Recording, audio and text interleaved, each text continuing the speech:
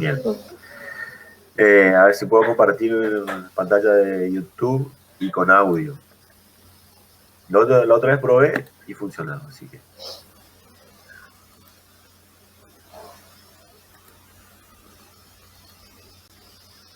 El personaje este era Phineas Barnum, o Phineas Taylor Barnum. Quedó en la historia como, por un lado, fíjense que lo estamos estudiando en textos. Le pongo mientras de fondo.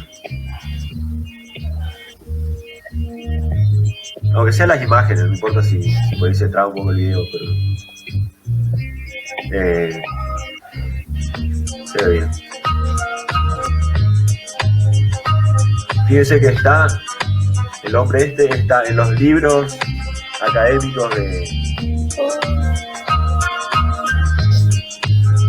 una ciencia como las relaciones públicas, pero también quedó en la historia como uno de los fundadores del circo moderno, porque por estos eran los shows que él mostraba. Enanos, gente súper alta, siamesas, la mujer con barba, que había mostrado ahí al principio, creo.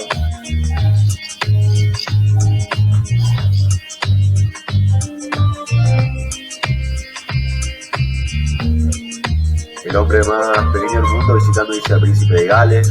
Ahí está la mujer barbuda.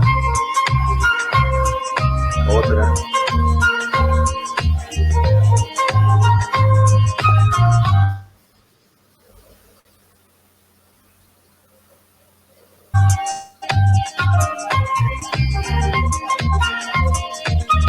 Cuando me puse a buscar un video con resumen, encontré que hay en realidad documentales, así que vamos a mirar después. El esqueleto vivo. Fíjense lo que era ese hombre.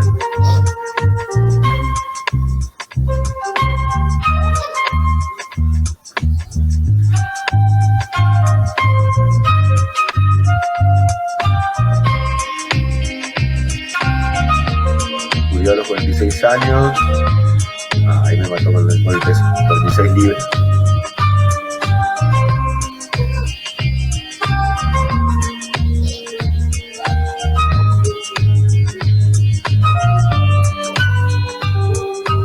Medía 7 pies. Y 7 pies son como 2 metros y medio, pero una cosa así.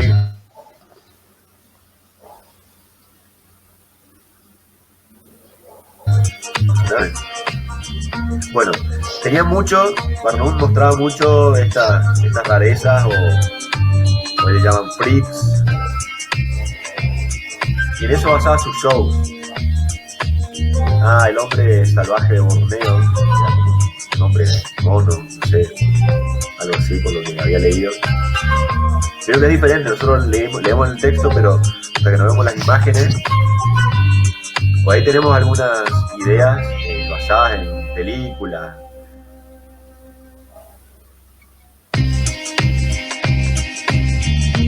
Acá no, hombre salvaje de Borneo.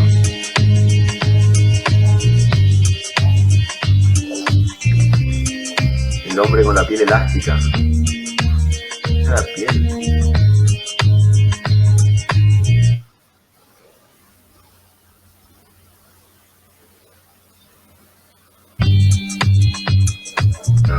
Remera térmica, más que la piel.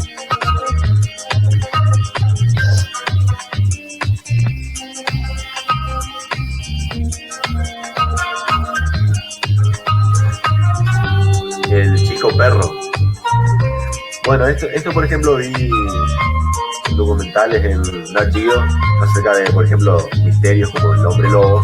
Bueno, son casos médicos que han surgido en la historia varias veces. Depende, él lo mostraba como el hombre perro. En otros lugares lo toman como hombre lobo.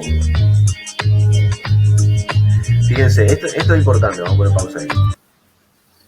Porque por esto Barnum es recordado por cómo vendía sus shows.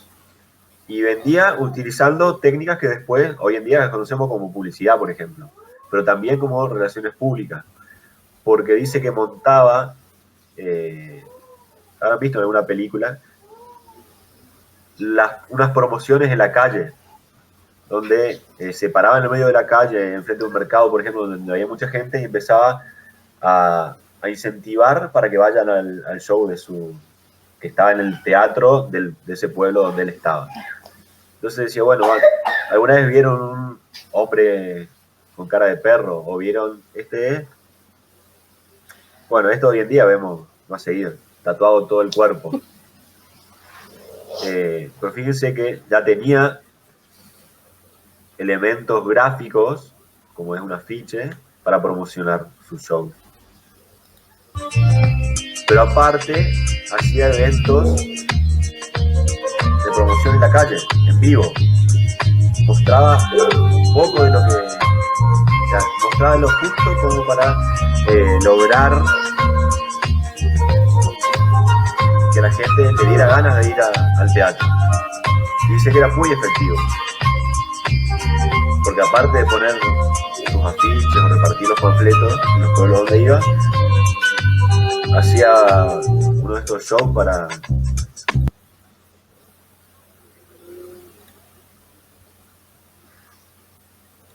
para llamar a la gente, para invitar a la gente, y tenía mucho éxito porque le costaba lo mínimo como para dejar con la intriga y que la gente diga, no, tengo que comprar la entrada y ver qué es lo que tienen.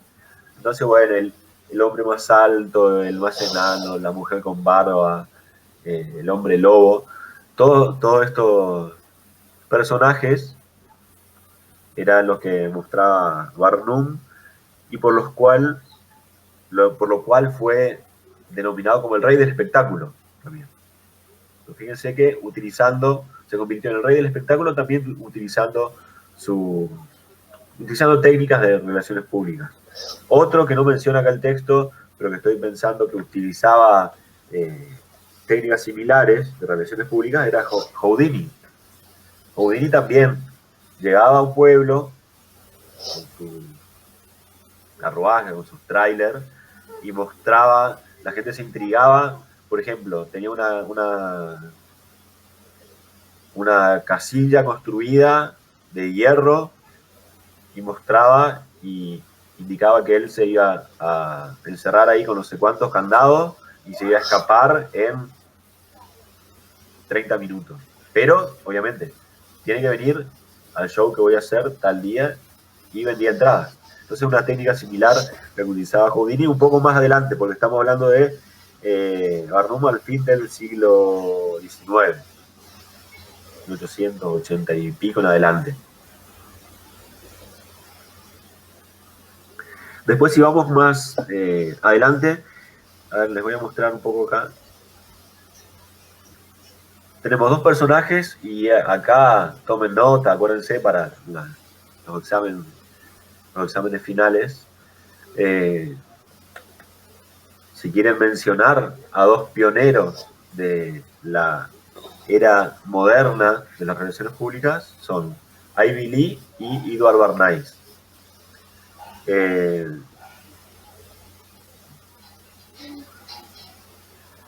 Son considerados como los primeros que establecieron los fundamentos de la práctica de las relaciones públicas y con muchos de esos fundamentos que aún hoy todavía están vigentes. O sea, ellos fundamentaron la teoría. Por ejemplo, Ivy Lee fue el que fue contratado por una empresa ferroviaria para hacer como el agente de prensa, y cuando tenía algún accidente, porque moría gente en los accidentes de tren a principios del siglo XX, o había accidentes también laborales, o sea, y moría mucha gente relacionada a la actividad ferroviaria, Ivy Lee se encargaba de dar la información al público y a la prensa.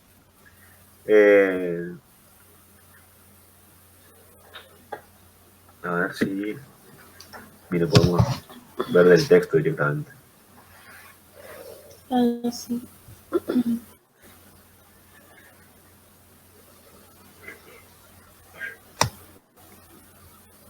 Vimos una imagen ahí al comienzo que está en el aula.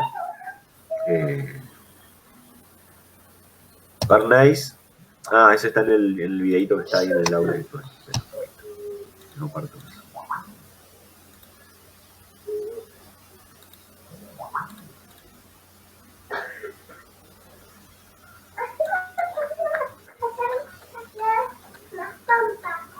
En este videito, que es como un resumen del capítulo,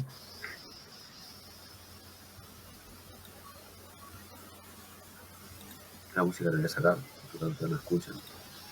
Fíjense que habla de la historia.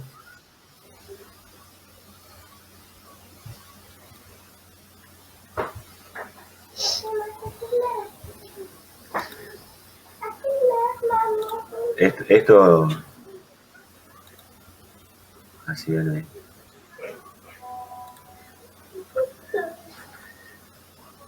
¿Se ve, no? Sí, ahí está, la cara de Ivy Lee. Y en 1906, esto es un dato muy importante, fue el que creó la primera nota de prensa creada por una persona que trabajaba para una empresa. A ver, las notas de prensa, hoy en día capaz estamos acostumbrados, pero a principios del siglo XX no. Los diarios eran puramente informativos, escritos por periodistas, no por agentes de prensa, como se convirtió Ivy Lee. Justamente, habían tenido un accidente de un tren eléctrico, o sea, una tecnología nueva, una empresa ferroviaria de Pensilvania, y para justificar o para dar la información, ¿qué es lo que hizo? Ivy Lee escribió una nota que fue enviada a los medios y que fue reproducida, incluso dice tal cual él la envió, sin cambiar una sola palabra. Ahí dice, el New York Times publicó la nota enviada por Ivy Lee sin cambiar una sola palabra. Esta fue la primera acción de relaciones públicas relacionada con la prensa. Entonces, primero Ivy Lee y después otros se fueron dando cuenta que era importante utilizar los medios presentes en esa época. Después incluso se incorporaron como herramientas de comunicación para las relaciones públicas el cine, por ejemplo. Eso vamos a ver igual más adelante. Y después otro personaje importante. Pasamos acá para Bernays.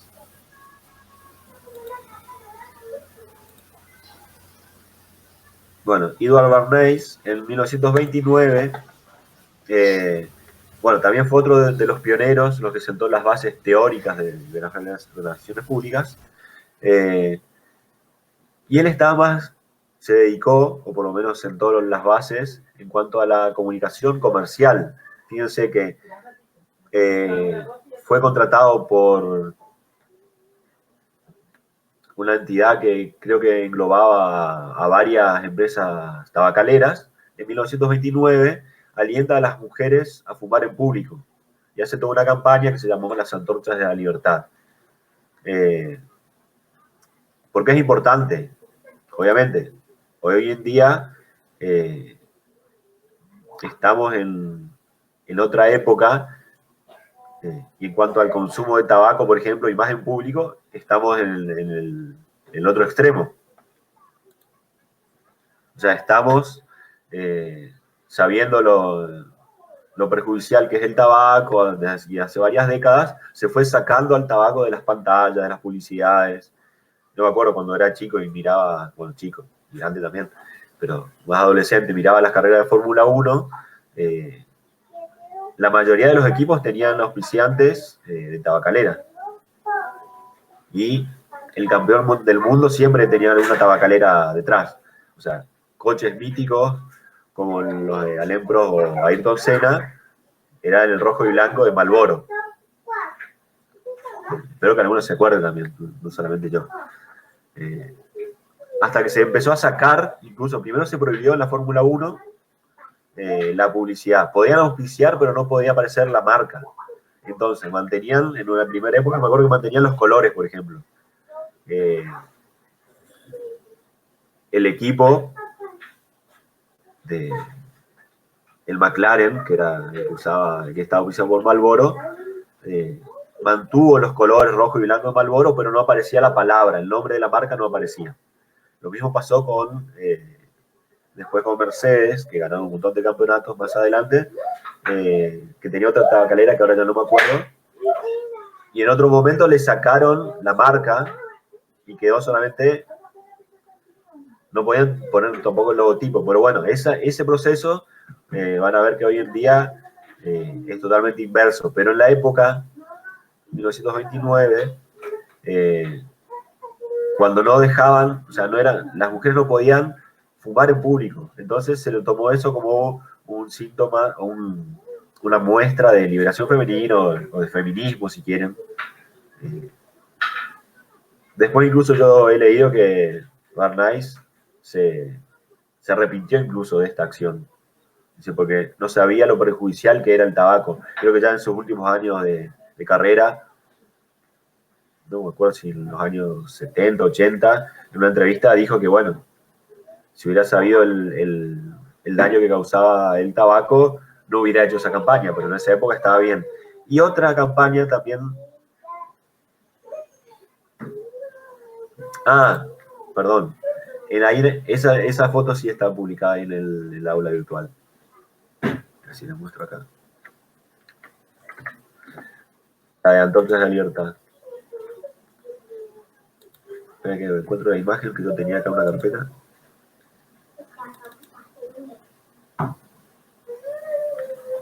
La empresa parece que era Lucky Strike.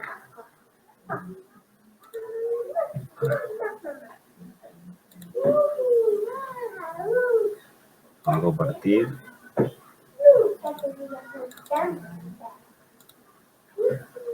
Esa era la imagen. No solamente que mostraba la marca, sino que le mostraba una mujer fumando en público. Aparte se nota por la vestimenta que utilizaban. Estaba en público, que había salido y estaba fumando. Algo que evidentemente no era bien visto en esa época. Entonces, rompió un poco con las tradiciones de la sociedad de la época, pero también innovó en cuanto a usar las relaciones públicas para instalar temas. O sea, utilizó la publicidad en realidad para instalar temas que después repercutieron en la opinión pública. Tema que vamos a ver la semana que viene, ¿sí? O sea, acuérdense de Bernays y estas acciones que influyeron en la opinión pública, que terminaron, o sea, que surgieron de una campaña publicitaria, terminaron siendo discutidas por el común de la gente. Después,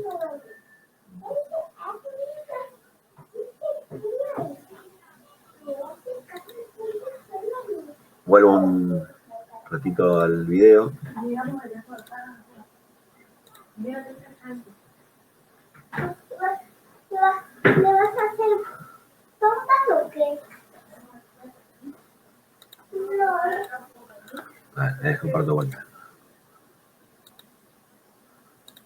Eso.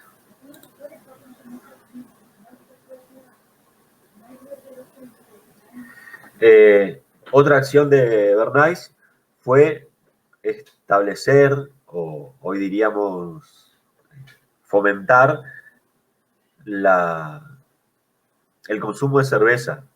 Y en ese momento se la planteó como la bebida moderada, o sea, como no era una bebida fuerte, como tal vez un licor, un whisky, se lo planteó como bebida social. O sea, irresponsable tal vez de muchas campañas que crecimos viendo acá, por ejemplo, de cerveza Quilmes. El responsable posiblemente haya sido Bernays, que le dio esa imagen de bebida social y bebida para compartir con amigos a la cerveza. Posiblemente viene desde ahí. Bueno, ahí menciona después otros. De Beers que vincula. Este caso me parece muy interesante. El caso de Coca-Cola, cómo se metió en la Segunda Guerra Mundial.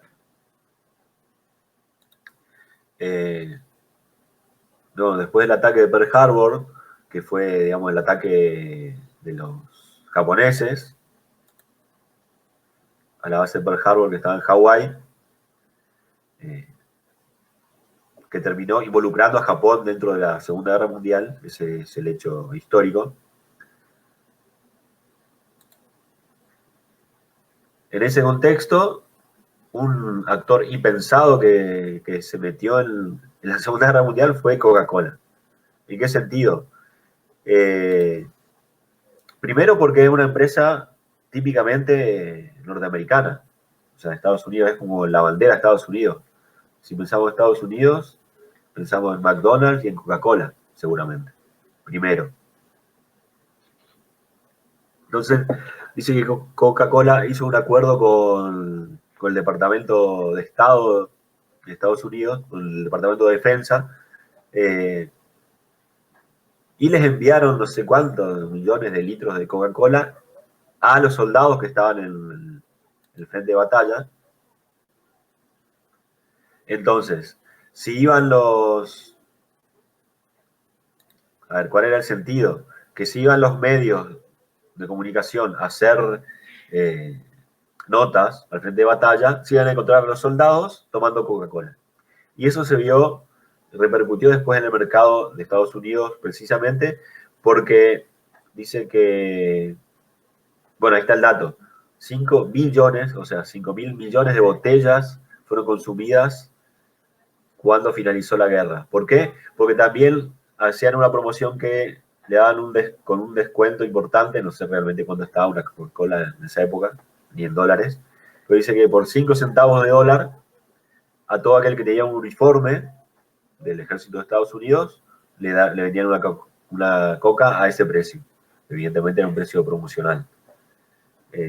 Fíjense cómo también comercialmente instalaron una marca dentro de la opinión pública, porque finalmente también aparecía seguramente en los noticieros, en las notas de prensa acerca de la guerra, no solamente en la sección publicitaria de un diario. Entonces, a ver, ¿ustedes leyeron un poco?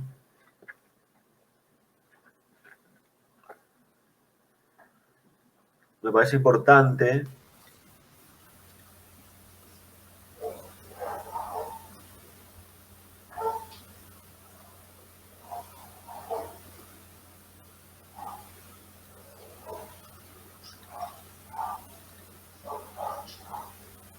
Fíjense, otros casos, pero en este caso hablando de campañas, está ahí en el texto que habrán leído, campañas clásicas que muestran el poder de las relaciones públicas. ¿A ustedes se acuerdan alguna o les ha llamado la atención alguna de ellas, de las que leyeron, alguno de los casos de los que estuvieron ahí en el capítulo, les llamó la atención? ¿Quieren compartir? Se mencionan ejemplos en todo, a lo largo de todo el texto. Ya mencionamos acá también varios. Ivy Lee trabajando para la compañía de trenes, Coca-Cola, las antorchas de la libertad. ¿Alguno que les haya llamado la atención a ustedes? A mí lo que me llamó la atención es justamente el que usted decía de Ivy Lee, de cómo él acercó a la gente, o sea, al empresario, a la gente, que pasó con Rockefeller, que pasó con los del tren, el hecho de que eran lejos de la gente normal y al hacerlo no hablen, acérquense, de llevar a Rockefeller que trabaje con los obreros, y cómo eso hace cambiar la imagen de la empresa. Eso es lo que allá comenzó, digo. Claro, exactamente, allá comenzó, eso es lo importante. Porque hoy en día vieron que estamos, bueno, fíjense, ahora en campaña, estamos por ir a votar en una semana, estamos acostumbrados a que la gente aparezcan los dirigentes, y encima hoy ya no sabemos quién es dirigente, quién es candidato. Fíjense que estas acciones, porque son acciones de relaciones públicas, porque hacer campaña en un barrio es ir y hablar con la gente cara a cara, entonces es una acción de relaciones públicas, pero fíjense que está todo tan mezclado que no sabemos si la persona que está hablando para una cámara lo hace en su función de funcionario público o de candidato. Pues vieron que llevan un operativo al barrio y sale hablando uno que es candidato a concejal. Pero, a ver, ¿cómo les explico? No es el candidato el que está poniendo la plata para hacer ese operativo, por ejemplo. Pero bueno, es una de las tantas derivaciones de esto que plantearon algunos de estos pioneros. Y Ivy Lee lo que hizo fue bajar del trono a un super, hiper millonario industrial que era Rockefeller y lo acercó a los trabajadores en este caso. Hoy en día vemos a los políticos, vemos a algunos incluso cuando se quieren limpiar la imagen, van y se sacan fotos trabajando o al lado de sus empleados. Son diferentes modelos de gestión hoy en día. Pero es cierto, como dijo lo que dijo Lorena, tuvo su inicio, el primero que se le ocurrió decir, bueno, vamos a traer el tipo que maneja todo, que baje y hable con los obreros. Así, por lo menos que coma, dice que pasó todo un día con sus obreros, Rockefeller, incluso compartió la comida. Yo me acuerdo también, he trabajado en algunas empresas, por ejemplo, trabajando de corrido, y bueno, el horario del almuerzo, algo bien doméstico, digamos, es, bueno, cerca de las 12, hacemos una listita, vamos a pedir una vianda o alguien se va a California a comprar, alguno de los compañeros, y compartimos media hora, pues media hora nada más para almorzar, pero es cierto, nunca aparecía el jefe que se quedaba con nosotros. No le digo que nos pague, que traiga una coca, por ejemplo, pero por lo menos que comparta. O el día que el jefe se quedaba también a trabajar, quedaba en su oficina. Lo compartía con nosotros. Así que bueno, esos son unos casos interesantes. Un caso muy clásico que también está estudiado en otros textos como de propaganda, la crisis del Tylenol en los años 80 creo que fue, o a principios de los 90, menciona, había habido una intoxicación como masiva en Estados Unidos con un medicamento que era el Tylenol. Que también tuvo como un efecto de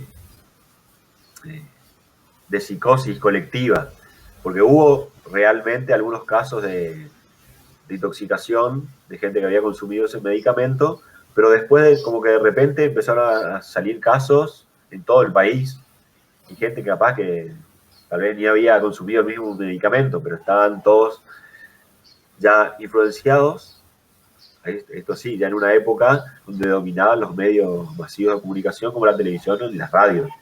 En Estados Unidos, de costa a costa, se escucha mucha radio y se ve televisión. Hoy en día, usando las redes, bueno, pasa todo mucho más rápido. Pero fue una crisis de la que la empresa, a ver, estoy viendo bien los datos, había muerto gente, no es que solamente intoxicaciones, había muerto gente por consumir este medicamento de la empresa Johnson & Johnson. Y en ese momento, o en esos meses, se pensaba que no se iban a poder recuperar la imagen de la empresa. Dificilísimo, o sea, obviamente, si tienes muertos relacionados a tu marca, ¿cómo levantás esa imagen? Pero fíjense que hasta hoy en día, 30 años después,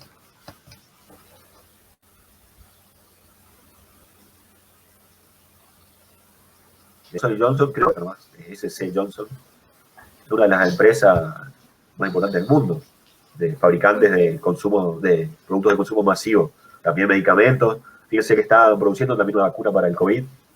O sea, es una empresa que, sí, utilizando estas técnicas de relaciones públicas, se sobrepuso a una crisis muy grande. Como les comenté en la primera clase, estudiamos casos de Estados Unidos porque es donde se desarrolló la teoría, digamos, de muchas de estas ciencias empresariales, más que nada. Las relaciones públicas, en propaganda. Este caso del Tylenol está estudiado también en textos de publicidad o de marketing de Kotler, por ejemplo. Citan el caso como utilizando, acá está súper resumido, está en 10 líneas, pero el libro de Kotler Fundamentos de Mercadotecnia, desarrolla bien cómo fue la estrategia y la campaña de Johnson para revertir esta imagen negativa a causa de muertes relacionadas a productos propios.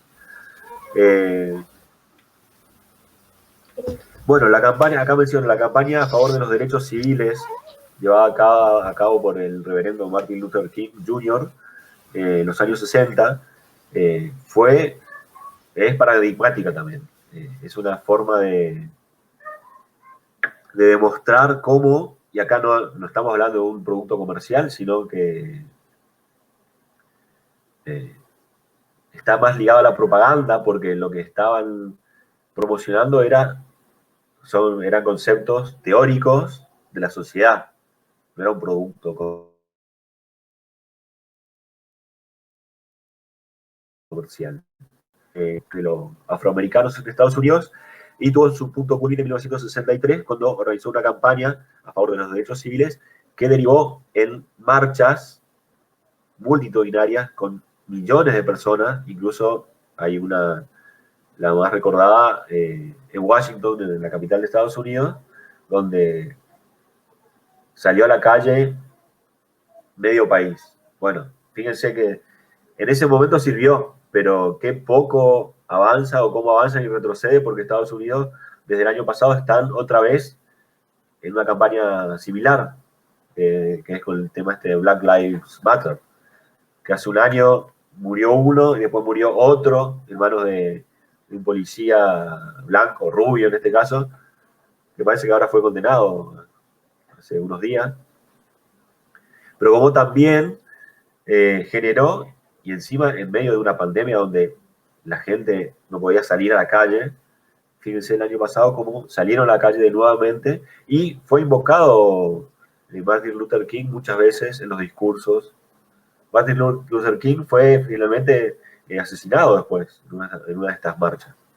Es un caso muy, muy fuerte de cómo la opinión pública se puso o se levantó para defender ciertas causas. Y esto me da pie para decirles, invitarles a que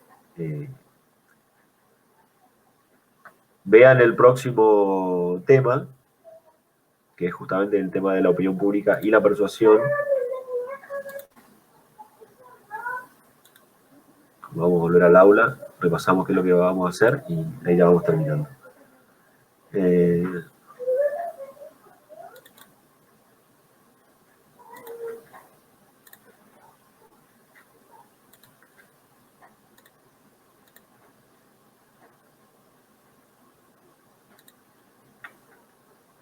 Ahí está.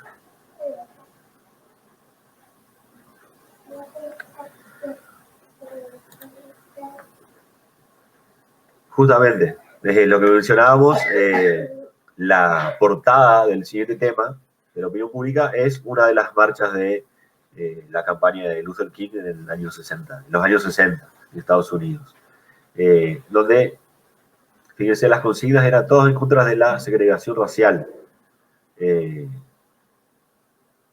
el voto del pueblo, en las escuelas públicas, en el transporte público, todos temas que llevaron la gente a la calle. Entonces, recuerden, tenemos capítulo 9, acá salteamos un poco, vamos al capítulo 9 del libro, que es opinión pública y persuasión.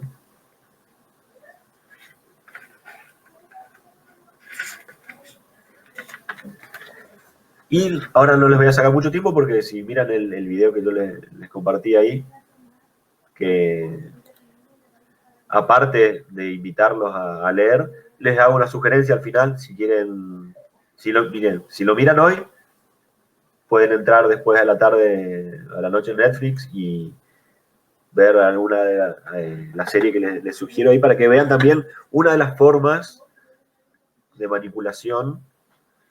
Manipulación no lo digo en el sentido negativo, sino que se manipula la opinión pública. En este caso, hay una serie que lo muestra desde el punto de vista del poder.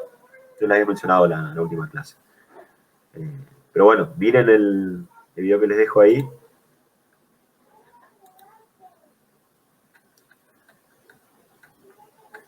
Este, ¿sí?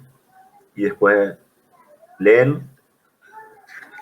Hicimos página 222 en adelante, 221 en realidad, está la portada, en adelante del texto, y después contestan las preguntas y me suben otra vez las respuestas ahí donde está la actividad, aquí abajo, ¿sí? ¿Alguna duda? ¿Algo que quieran plantear? Antes que me pregunten, los temas para el final son los que estamos viendo ahora. No salen de lo que estamos viendo. Posiblemente... O sea, las unidades que estamos leyendo, profe. Claro, exactamente, sí, exacto. Sí, por ahí, fíjense, ahora por ejemplo yo les di, tiene el premio por ser las más fieles, las 3 que están ahora, que les comenté cuáles de los pioneros que mencionan en el libro me parecen para mí los más importantes. Porque en lo final yo veo que se confunden mucho y por ahí mencionan otros autores que en el texto que no son tan importantes. O ustedes por ahí lo leen muy rápido o lo leen en época de finales que tienen 5 materias más para leer. Entonces se les complica ahí.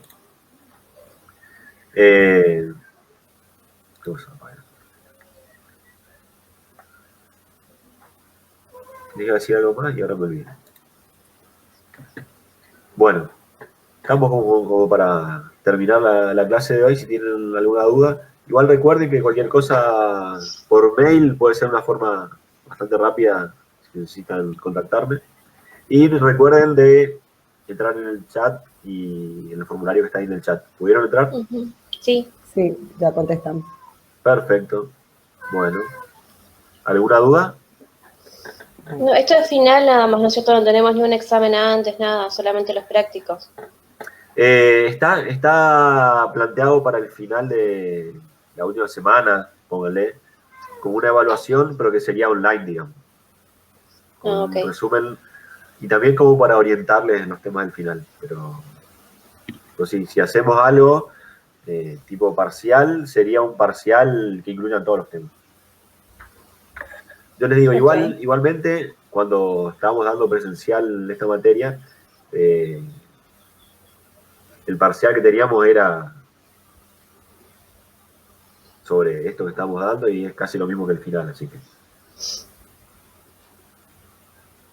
Bueno, gracias por participar. Gracias, profe.